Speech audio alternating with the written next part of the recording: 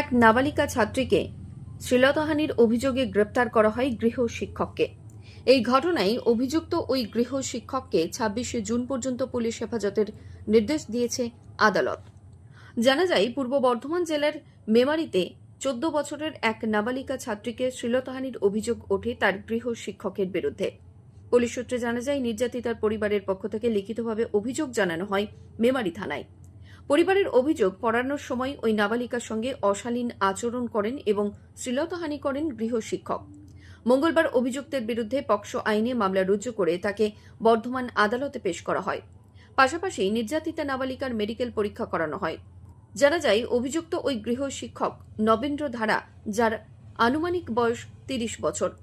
তবে এই ঘটনায় নতুন মাত্রা যোগ করেছে আরও একটি তথ্য। সূত্র মারফত জানা গেছে, ২০২২ সালের পৌরসভা নির্বাচনে মেমারি পৌরসভার ১০ নম্বর ওয়ার্ডের বিজেপি মনোনীত প্রার্থী ছিলেন ধৃত ব্যক্তি নবেন্দ্র ধারা।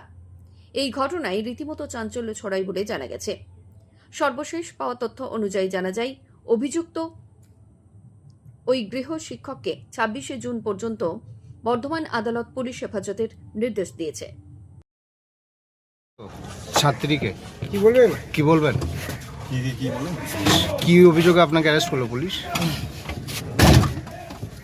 নো কমেন্টস শ্লীলতাহানির অভিযোগ আছে, কি বলবেন? নো কমেন্টস ছাত্রীকে শ্লীলতাহানি করেছে এই অভিযোগ আছে। গৃহ শিক্ষক আপনি? দেখুন, ফার্স্ট অফ অল বলি, ল অফ জুরিসডিকশনের আন্ডারে এটা এখন জুরিসডিকশনের আন্ডারে আছে, তো আমি এখন গিলটি প্রমাণ করি। আপনার যে মিডিয়া অভিযোগ আছে বলছে, তো ওটাই অভিযোগ লোক অনেক কিছু করতে পারে। $5 বিলিয়ন অভিযোগ আছে বিজয় মালিয়ার নামে, লন্ডনে বসে আছে। I am not guilt, right? কি করেন আপনি?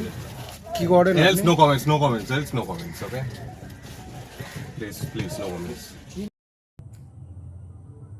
মৃত্যুঞ্জয় যশের রিপোর্ট, সংবাদ আজকে নিউজ।